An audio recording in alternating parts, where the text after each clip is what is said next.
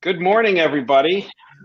Welcome to what we hope is going to be an incredible session and certainly a timely topic that seems to be the conversation everyone's having on Zoom calls and cocktail parties, webinars, and so forth.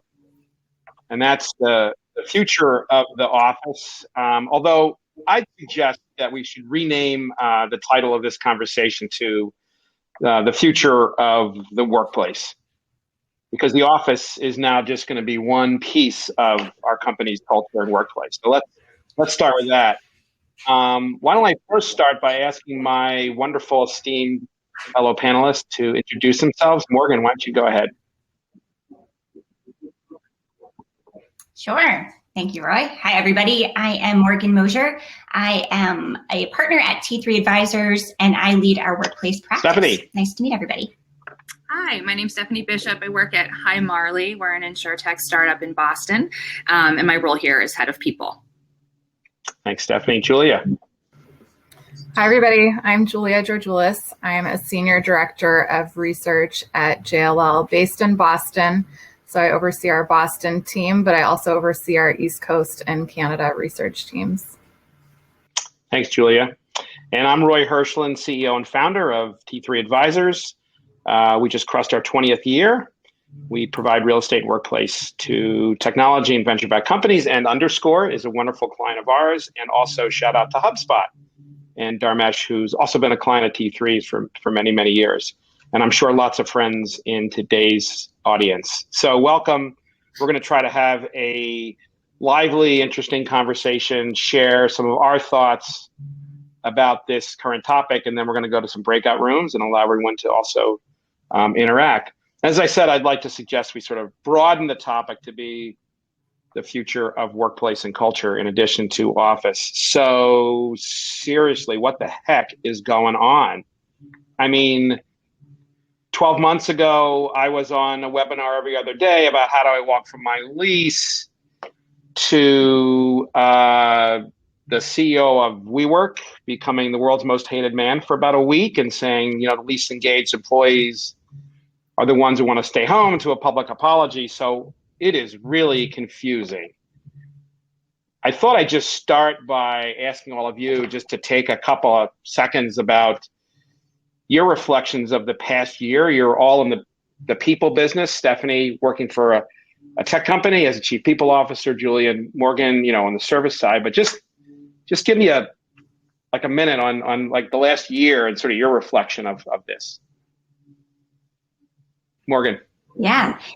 So I think the past year has been obviously really interesting and trying for all of us. It's been a great experiment that we've all been part of. I think my biggest reflection and takeaway is that we are seeing each other as humans more than ever before. And I think that's something that I really hope to not lose.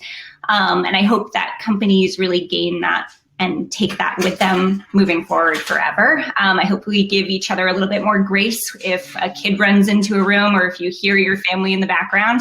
I also hope that employers make sure that folks have time for their work-life balance that we all try to have. So more kids at baseball game, parents at baseball games, like those sort of things that I think that we'll be able to take from learning that a more remote, flexible hybrid world, we can actually all be responsible adults and do our job and really care about each other as people. So although there's been a bunch of crap that we've been dealing with, I think there's also some really good things that we've learned from this, and I've enjoyed that. Thank you for a positive take on the future. Stephanie.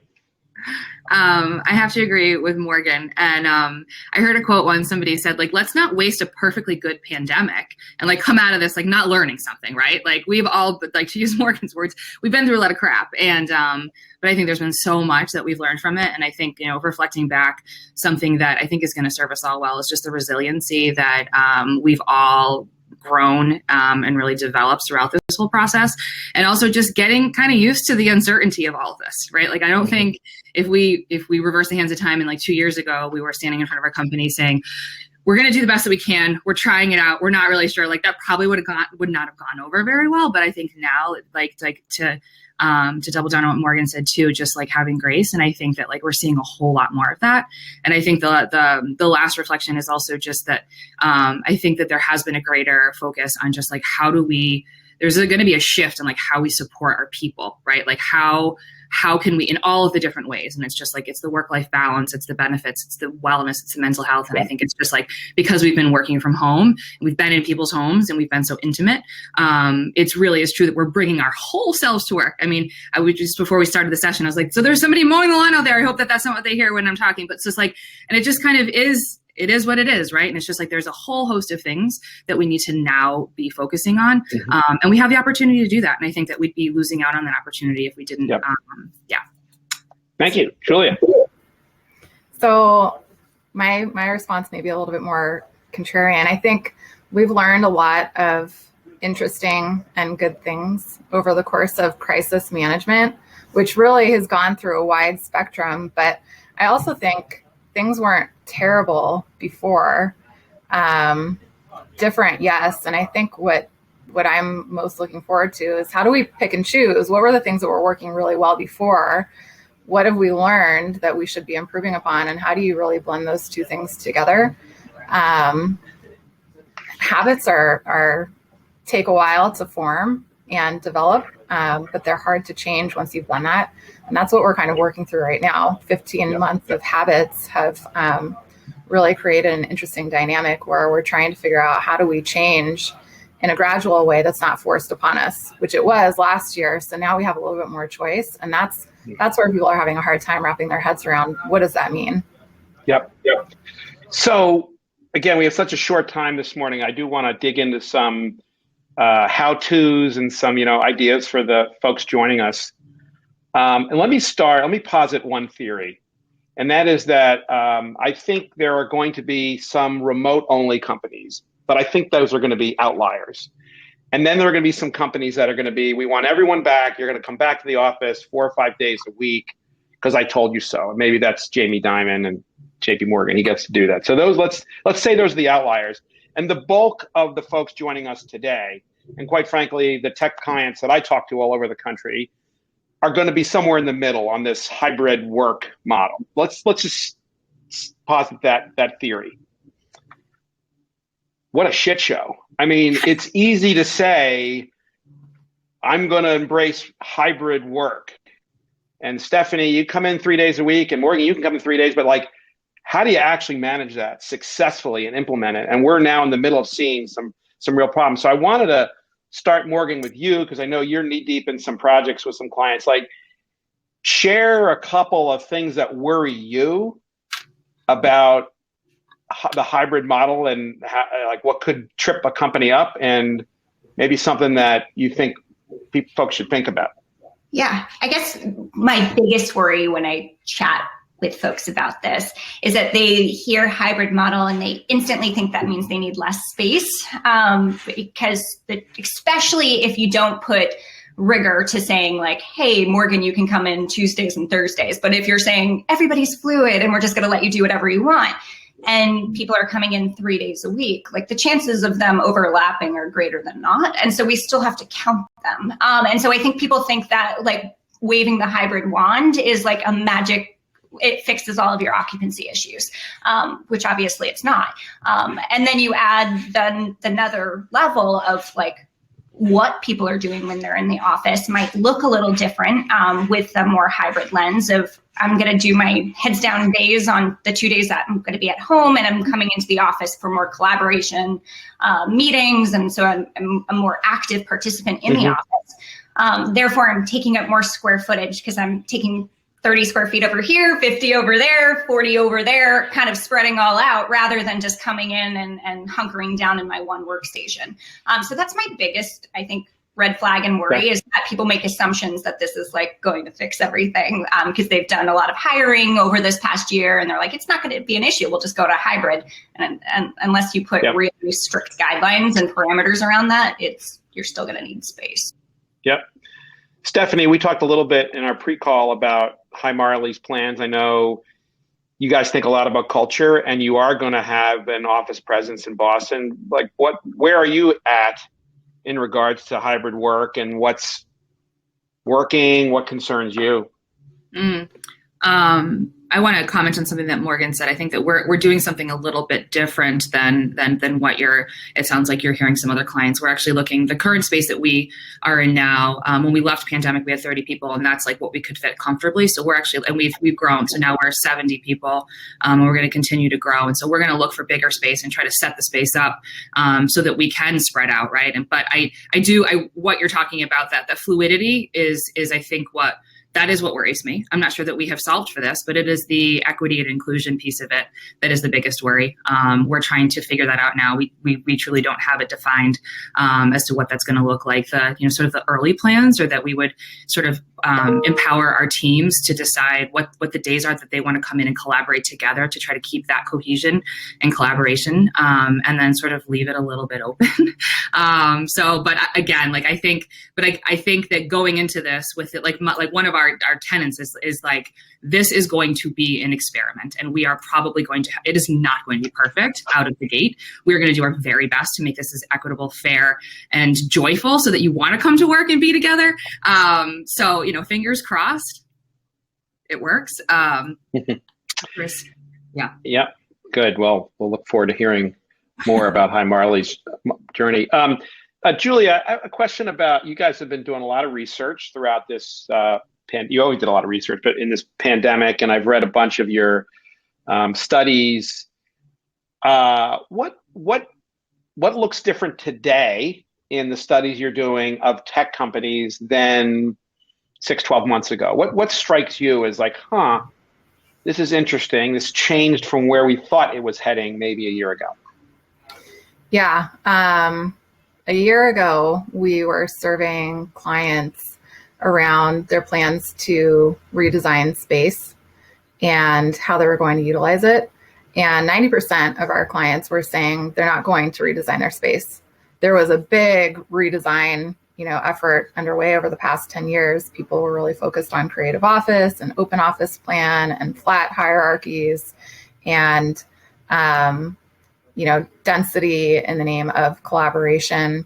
And a lot of learnings have been done since that survey back in April of 2020 around what makes productivity, what is engaging for people, what do people feel comfortable with. And what we found now is that 50%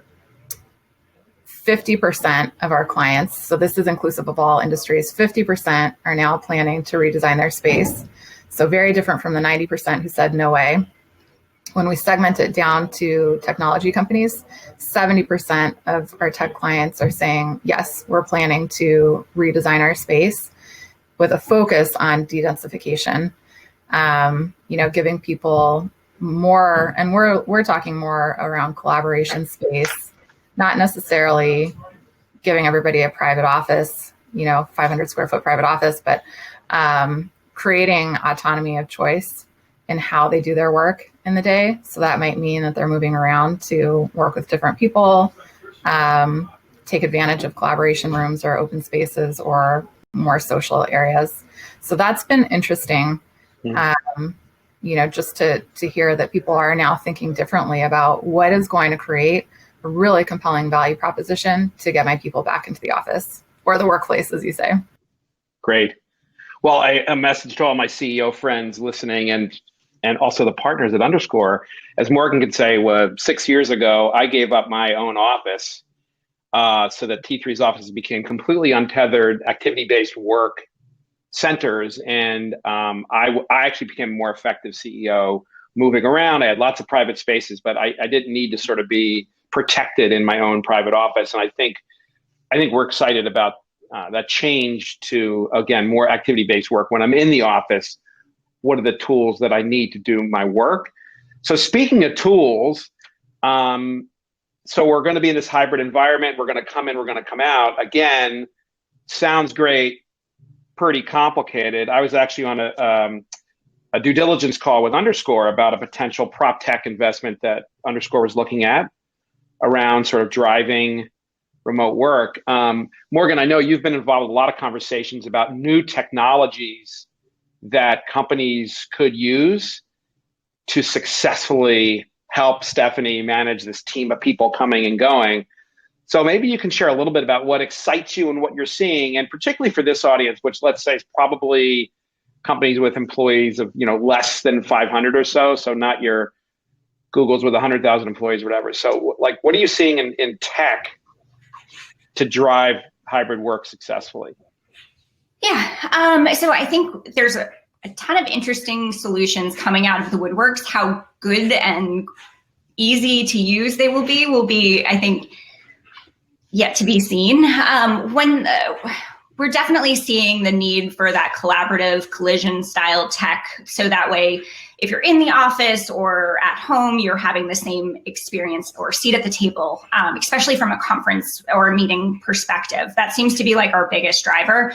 Piloting a lot of cool technology pieces like virtual whiteboards, really thinking about how many screens or monitors does each conference room have. So, is there a screen of just little heads so the people that are heads in the meeting have a place to see? Is there a screen for screen shares? Is there a virtual collaboration space like a virtual whiteboard? We're even piloting some of those now. And when we're doing some of these surveying and focus groups from home, I'm doing them with Google Jamboards. I'm doing them with this like different types of technology, so we can sort of test it now, see how it goes. And then when they're actually at the office, it's like, oh yeah, I've seen this. I've started playing with it at home. I know what that looks like. But I think the name of the game there is really understanding what types of things people are doing in those meeting spaces and not thinking that each room is going to have the same solution. Really think about, are you doing quick 20-minute status update meetings or long one-person presentation, formal style meeting? Those tech solutions will look really different. And so try to think about what your team does. What are those meetings? What are those meeting spaces? And then sort of set intention for those spaces with the furniture, with the technology. So you're setting yourself up for success. It's rather than just saying everything is going to have this and we're going to do it okay. It's like, well, I'm going to go to this room because I need brainstorming and this has the virtual collaboration that I need. Right. I'm going to go this room for that's set up really great for a formal presentation. And I think that will continue to drive that. And then my always solution for technology is try not to make it super hard wired that you can't change and update as technology is changing and evolving super fast. And if you put it all really into the system and like it's built into the wall and will cost you major labor unions to get it changed as you need to update your processes, I don't think that will be good. And be thoughtful because this is changing pretty rapidly. So Stephanie, congratulations, because Hi Marley gets really great grades on Glassdoor. So clearly an awesome place to work. And one of the comments that I saw was a really friendly environment. So like, how the heck do you create a friendly environment when you're, at home and you're in 2 people are at home and 4 people are in the office? And like, where is your head at in terms of the reality that it's no longer going to be everybody together doing the Hi Marley thing? What are some of your secrets that you'd like to share with the group today? I don't have it. Is this one of the provocative questions that you asked? No. I was nervous about not having an answer in my pocket. Yeah, this is the one. Everyone's ready. They're going to write it down, Stephanie. I don't have any. Okay, we're not doing that yet, so I don't have the secret yet. That is a really good question. So hopefully we can maintain our friendly status.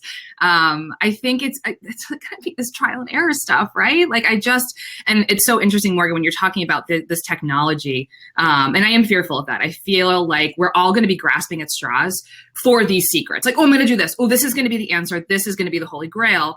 And I think that it's going to be, like you said, we have to sort of step back and not grab that first shiny thing that's like, this is going to be the answer to all of our problems. And I think we're going to have to live in it for a while. I think it's going to be a little painful, like just sort of like figuring out like this new space. Like we're all emerging from this perfectly good pandemic and trying to figure out like, what is this new normal? What is our new friendly, culture? So like, I don't know. I feel like it's going to be just like in the beginning, it was painful. And we were just like, this was just like, what in the heck is going on? I think the same things, like I'm bracing myself for that this is going to be.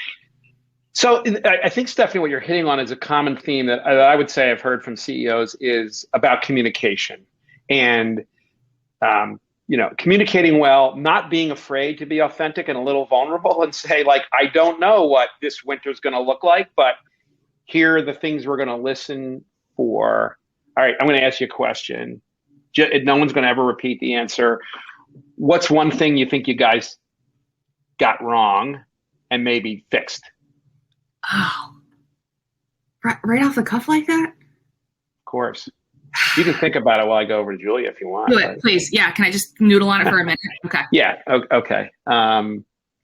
So I want to talk for a minute about real estate, because I've been doing this for 30 years, helping tech companies with real estate, and it is about the strangest market I've ever seen, Julia, and we have had record amounts of square footage of sublease space go on the market in New York, over 100 million feet, in Boston and in San Francisco.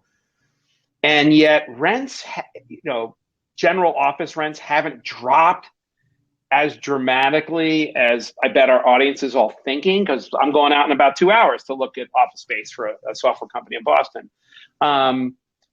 What are your thoughts about the general sort of office market as all these companies are thinking about coming back and maybe expanding or decreasing but needing office space? Where do you think things are going in terms of the markets? Yeah, I mean, this has defied anybody who's an economist on this meeting today. It's defied any economics 101 lessons that people have learned around supply and demand. The real hallmark difference of this crisis and downturn is that it wasn't precipitated by an asset bubble or an industry bubble that really impacted office using employment. So that's been the big difference, because even though people have been working from home, we haven't seen significant unemployment. Boston, for example, has one of the lowest job losses for office using sectors in the country. And what that means is that these companies have not faced financial hardship. So they've put sublease space on the market, but if you compare it to 08 and 09, they haven't gone bankrupt and dissolved into thin air. So that's been the big difference. And the landlords are not feeling distress because of that. You've got companies that still exist to be able to pay rent. And so there's not that type of distress in the market. It was a different market also. The investment landscape was a lot more stabilized leading into this. So as far as, where I see the markets heading, it's still going to be all about where you can access talent, even if some of that talent is working from home 2 days a week or more. Having access to, especially for technology companies, if you're looking for highly skilled talent, it's and you need to scale. I think that's the big challenge is, if you need to scale quickly, where can you access that talent pool that is proven? And that will continue to be a driver for these certain pockets of innovation. Mm-hmm. Hey, you know what? We're all friends here in the Underscore family. Morgan just texted me that I might have dried toothpaste in the corner of my mouth. So I want to apologize to all my friends here. Well, hot news from the real estate sector. Facebook is close to a major lease commitment in Kendall Square. So as I said, it's a strange time where we have, a lot of, putting aside biotech, a lot of big tech companies signing major leases, and at the same time, a lot of sublease space getting put on the market. So very different than the 08 and 01 crisis. Stephanie, have you come up with that mistake you made yet? So actually, what's interesting, I was thinking about it while Julia was talking, and then I tuned back into what Julia was saying because it was really interesting. I think I'm gonna flip the question a little bit and answer it the way I want to, because we're all friends here and I want to play by my rules. I am worried that based on what Julia just said about the hiring, I think that this has been maybe the biggest sort of stressor is figuring out what we do as it relates to that. We are Boston born and based, and that these are our roots, and we love Boston, and we've made the decision that we want to hire local talent and really sort of build this community here. And I think that this is is this the right decision, right? If we open up the door and we say no, we're going to hire across, then that's a one-way door though. How do we shut that door if we do that? So I think that's probably the biggest decision that I'm scared of doing the wrong thing, and really being intentional and thoughtful about that. So, Just one comment I wanted to make to share with everyone too. I think that interests us certainly here at T3, and I know our customers, and that is around hiring and access to more diverse talent. And how can a Boston-based tech company think about new cities and new neighborhoods to even put a smaller office in, but as a way to attract, again, different kinds of talent to grow their companies. And a pretty well publicized move by Microsoft to build a big campus in Atlanta, which was move out of Seattle, obviously, to attract a whole bunch of diversity for them. So I think that's, again, back to don't let a good pandemic go to waste. I actually think the democratization of innovation and technology, small d, to other parts of the country will actually be really good for the Boston tech ecosystem. So as some of our pillar companies continue to grow and be based here, they're also, being able to attract more and more great people. What's been, and I'll open this up to the three of you, what do you think's been the hardest thing on your team in the pandemic? And Morgan, maybe you shared this. I'll turn to Stephanie and Julia. What's the single thing you're most hopeful about over the next 6 months that you really are excited to address in terms of your office, your workplace? So what's been, like, honestly the hardest thing that's been really choppy and bumpy? I'll share that as well. And then what's the one thing that is you're thinking about that's got you excited? Stephanie, what about you? You don't like to give me any time to think, huh? I think it's hard to pick just one thing that's been hard, but I think it's probably just like the lack of connection and collaboration with our team. I think that was something that made us such a close-knit culture. And so I'm really looking forward to that. And our team's doubled in size. So half of us we haven't even met each other in person. So I'm really, really looking forward to that and building those connections, and also just like bridging the gap. There was like the pre-pandemic team and now this post. So it's like bringing everybody together so that we can really unify. I just think that, like, it's going to be amazing, and just like what we've done really well during this. So I'm super hopeful that it's going to be great. Yeah. Julia, what about you? It's funny. I don't have the stat on this, but I'm pretty sure human beings don't do well with uncertainty. If you look at, the amount of people stocking up on crazy things, and the fact that Amazon ran out of puzzles early on in the pandemic, just some of the psychological impact of this and the behaviors that have emerged have been interesting. And I'm, as a researcher, I have to look at all of the information and take a balanced perspective and remember that we're working through a crisis. It's been really hard for people to separate the crisis from longer term thinking. So I'm excited to kind of emerge from this and give everybody the chance to think a little bit more before making decisions, right. Especially long-term ones. Right. Hey, I thought I'd share an interesting strategy. I don't know, Mike Massaro's on the call today, but CEO of Flywire, great company based here in Boston. And prior to the pandemic, Mike was sharing some thoughts. Prior to the pandemic, they just had executive retreats. That was their sort of off-campus work. Otherwise, it was in a Flywire office. And in the later stages of the pandemic, they had this groups of people really wanted to get back together again, but they were not yet ready to open up their offices. So they launched this Fly Lodge program where they rented beautiful homes, whether that be in Vermont or somewhere in Europe, where they would have teams. You had a test in for COVID, and then 10, 20 employees would be together for a week, solving problems, being together. And what was interesting is Mike said that they see that being a permanent part of their culture. And so they'll have budget set aside for their office space and for other things, but they're going to have a Fly Lodge budget.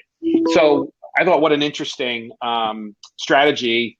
We've talked about the third place before. So you have the office, you might have home, and then you might have Starbucks, but you might have a Fly Lodge or a High Marley Lodge or JLL Lodge. So I think, again, that's a really interesting strategy. And back to Morgan's very first comments, I think we'll be better for that in the long run. So we're at the half-hour point. That flew by, and we wanted to open up for questions. And Jenny, I think you'll help me here. So Wayne said, please comment on social atrophy that has seeped into our work lives, and how are your companies and clients considering the apprehension workers have coming back to the office, not necessarily due to health risk, but the anxiety of interacting in person again? Great question, Wayne. Whoever listened to Dharmesh yesterday, I think Dharmesh is an inspirational leader and entrepreneur and a self-avowed and celebratory introvert. And as are folks like Warren Buffett and a lot of other great thinkers. So, Stephanie, have you been talking to your team and hearing any or feeling any concern about coming back? Not necessarily related to like, am I going to get sick? But like, how's it going to be back with people other than my dog and my spouse or roommate? Is that coming up? Yeah, it's coming up a little bit. I mean, I personally experienced it yesterday. I went in and I collaborated with our VP of Finance, Eric, who commented earlier. And like, I went and I purposely, like, in normal world, I would have like, let's meet up. I'm just going to schedule drinks with this person and dinner out. And I was just like, I knew that I was just like, I can have one social interaction and then I'm going home, going to bed. And so I think, and I'm hearing this a lot. Like, I hear some people are like so excited to get together and other people are like, oh gosh, I don't know. Like, it's almost this sense of just like this, like grief for this, like really sort of introspective time that we've had. And are we going to lose all of the learnings that and I personally feel like, I feel like I may have forgotten how to socialize. Like, am I being inappropriate? Like, what? So it's like, it's also this feeling like I got to work the fitness again and get the muscles back for like being social and having the stamina. I think that the reason that we're trying to be like approach it in such a way that it's just like, it's going to be an experiment is because I truly don't think, however, anyone we survey now really can't predict what it's going to be like. We just don't know. And I think that we need to have patience and grace with ourselves and just know that it's just like, and we're going to know it when we get there and we're all going to be there hand in hand because we're all going through it at the same time. Yeah. So. And quickly on this, Morgan, you've been doing a lot of employee surveys for clients. Is there anything in that about, okay, coming back, it seems safe, and kind of nervous about just being back with people? Is there anything to answer Wayne's question? Yeah, we're seeing some folks do some manager trainings around it, but also just thinking about your space and making sure that you have places of respite and like there's been some spaces that I've seen that have literally like there's caution tape everywhere or there's like red X's, like that's anxiety inducing regardless of if you have major social anxiety. So think about your space from that perspective as well, making sure that it's not just like messy from like almost like a bomb went off back in March and there's still like dead plants around and like the things that just everybody left. So clean up your space, really think about it that way. And then also, as Julia was mentioning, like thinking about redesigning and spreading out, giving people space to breathe and leading with grace. So understanding that, giving people space to breathe and maybe even thinking about your meeting schedule. So like giving people 15 minutes or 5 minutes after meetings or before meetings to like get ready for it. Wayne is saying he can't hear you, Morgan, but I think everyone else can. Anyone else, let me know. So sorry. But okay, Jenny can hear. So Wayne, we'll make sure you get connected with Morgan for any of the questions. I will say a common thread is about us coming back, and it is going to be uncomfortable to come back into a sea of colleagues. And so that sense of spreading out a bit. And I shared with Morgan this morning, Steelcase just came out with almost like an office camping set of furniture where you can build a tent around a piece of furniture to give a sense of privacy for the office, and that could move around. And I was like, I could see wanting one of those tents just to kind of hang out, do my work, and still see my colleagues. So anyway, thanks for your comment. Thanks for your question, Wayne. Jenny, what else? Hey, Jimmy, from _. In order for back to office to work, there has to be some structure. Great point. Are companies mandating that structure or suggesting? So, Stephanie, can I just come and go as I please as a Hi Marley employee? Or are you guys thinking now about when folks can come in, who's allowed to work full-time remote, move to what city? Sort of how's that working for Hi Marley? Yeah, I think this is the exact question that we're rumbling with right now and trying to figure exactly what that is. So I'd love to punt this question to, I don't know if Morgan, if you all are talking to other companies and what they're doing to better answer that. I'm seeing a mix of both, mandating as well as the fluidity. What I'm trying to get, and I started to put some math to it when we're starting occupancy planning and really thinking about what these headcount models are trying to gauge from the team leader perspective, identifying those team days. So if we can at least see like what those high stress case days are, like everybody in marketing's coming in on Wednesdays and we do catering on Tuesdays. So that's a big fun day that most people will be in, trying to identify what those days are if you're not going to straight up mandate and say Wednesday, Friday. I read an article the other day saying Thursdays are the new Mondays in the office. And so I think that's just like something that we need to account for, is like there's going to be a level of what can we identify, where can we stretch, where can we, and really build our stress case days and thinking about that. Plan for Thursdays and know that Fridays might be a little tumbleweedy. Great. That's a good workplace word. Jesse from SCB just entered the link on Steelcase. If there's anyone from Steelcase, I want a commission on all the tents you're about to sell. Jenny, next question. Got a few minutes left. Isabel, how are you thinking about handling employee anxiety about traveling back to work with the recent rise in violent crimes? Interesting question. I'll open that up to the group. I think this is just the general question about anxiety and particularly parts of our society that might be more vulnerable, and coming in particularly to the city, which is a lot different than being sort of in the cocoon of my home. So any thoughts? And maybe I'll start with anybody. Why don't you guys all sort of feel free to thoughts? I'm happy to comment real quick.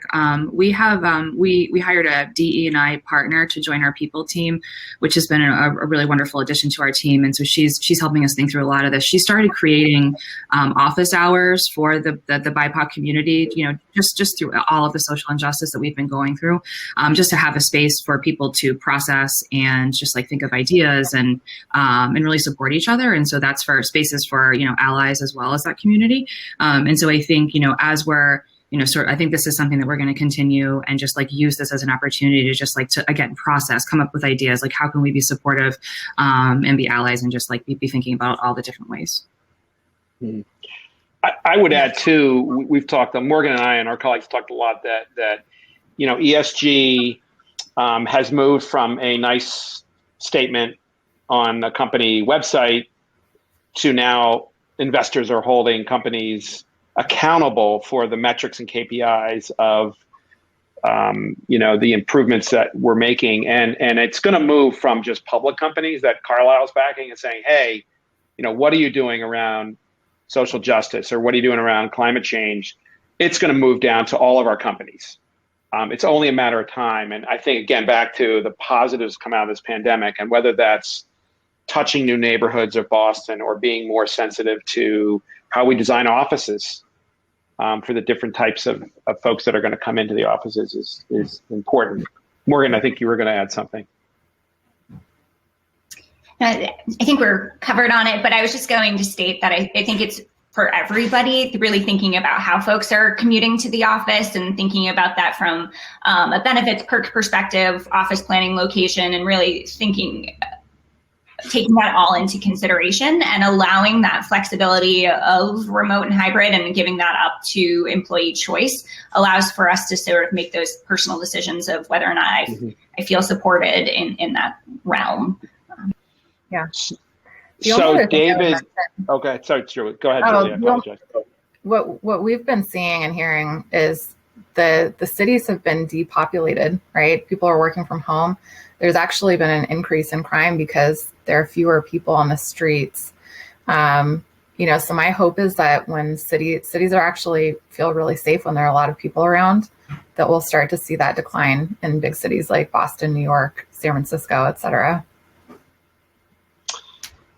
So David's put a question or comment in the chat about any shout outs for other providers of furniture or technology that are doing cool things. So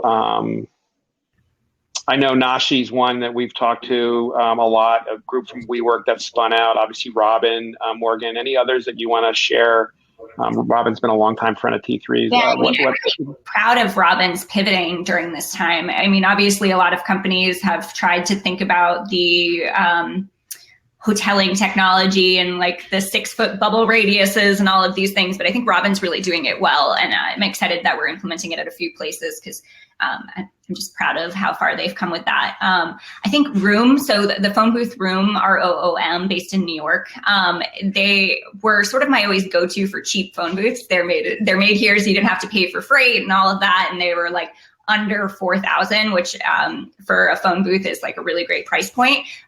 They've done some really cool things with piloting different types of these agile and flexible furniture solutions for space delineation. So they're doing some cool pilots around that of like, conference rooms and different size rooms and nooks and crannies. And I think that's going to be the name of the game for a while, is how can we ebb and flow as we learn and adjust over the next year of how our folks are utilizing the space and coming in. So I appreciate a good furniture solution that wants to ebb and flow and grow with use. You don't have to buy it a gazillion times. For the bigger companies, I would mention, I came in contact with a group out of LA called Studio Other. And they've built the first sort of mass scale customized furniture company where they'll actually customize it to your company, which is really hard to do. And they've done a bunch of projects for Boston companies. So you might check out their website. So I would say, again, the hopeful thing is that, hey, the furniture companies are being forced. They're not going to just be able to sell the same crap that they've been selling for 100 years. So they're being forced to think differently and create tents for office space, and prop tech is flying. It's a big part of venture capital, and so the technology that's going to allow us all to, work better is coming along fast, and hopefully the Underscores of the world will back them, and they'll help us all, work better. And Owl, also a great company. Thanks, Keith, for mentioning that. So Jenny is saying, I think it is time, unless there's HKO is a great company. Check them out. A little different. They're, landlords tend to be their main customer, but a great Boston-based tech company. I think we're ready. Any other questions, Jenny, you want to put up? And then otherwise we can go to the breakout rooms and continue the conversation. I'll pose one question, but okay. All right, breakout room time. So I thought it'd just be good for each of the tables to share what are you currently planning? What is your company currently planning for your future of work and office that you'd like to share with your table mates, something that might help them? And to my fellow panelists, let's try not to sit at the same table if possible. So just click the Day 2 discussion room tab up at the top. And thank you everybody for joining, and feel free to reach out to any of us for further conversation. Thanks, Roy. Underscore, for a great event. Yeah, thank you, Underscore. Thank you, Roy. This was great. Yeah. Moderating. Okay. Thanks for brushing your teeth before you came.